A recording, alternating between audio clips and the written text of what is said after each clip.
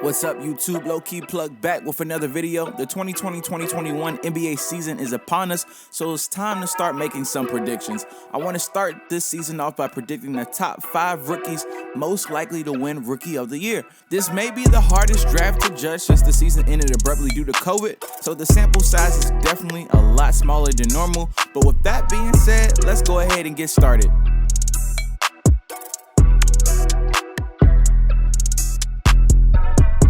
Now at the number 5 spot, we have Bol. I know what you're thinking, but due to the NBA rules, any rookie that made their NBA debut in the NBA bubble will still be eligible to win Rookie of the Year and will be regarded as a rookie. So Bol will be a rookie for the 2020-2021 NBA season. I think Bol is the most skilled player on this list, but his situation makes it harder for him to be in the position to win Rookie of the Year.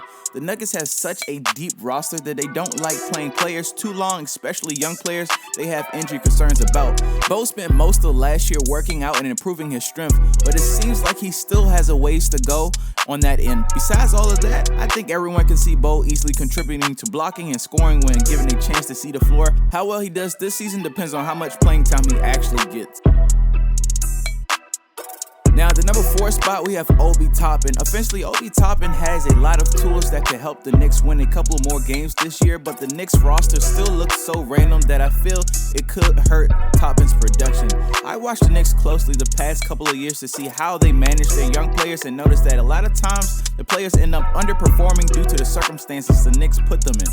Especially last year, I feel Barrett had ample opportunity to be Rookie of the Year, or at least in contention, but there were so many weird lineups he was on the floor with that reduced him to a catch-and-shoot player most of the time.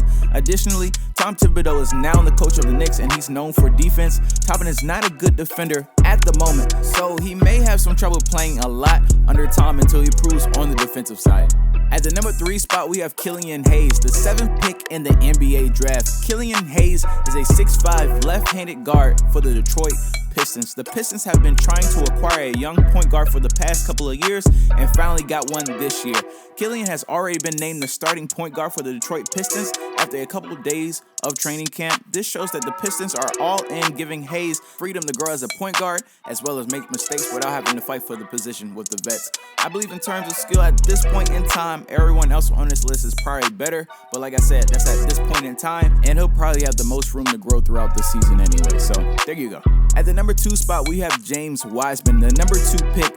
James Wiseman doesn't get that much coverage, but he's honestly in a great position with the Golden State Warriors. I wouldn't be surprised if he ends up dominating this season. James Wiseman is a 7'1" big man that can actually create his own shot. With Steph Curry's gravity on offense, there should be many open looks for Wiseman. Now, the Warriors hope Wiseman will be able to neutralize players such as AD or Giannis while contributing a decent amount of scoring. There isn't much to judge Wiseman on since he only played 3 college games, but even in those games, he looked like a dominant force deserving of a top pick. Now, at the number 1 spot, we have Lamelo Ball. Lamelo was originally a scorer in his younger days on Chino Hills, but ever since he came back to high school basketball with Spire, he turned into a true pass-first player. Also, Lamelo looks like the best playmaker in the drive and also has a good height for a playmaker at 6'8".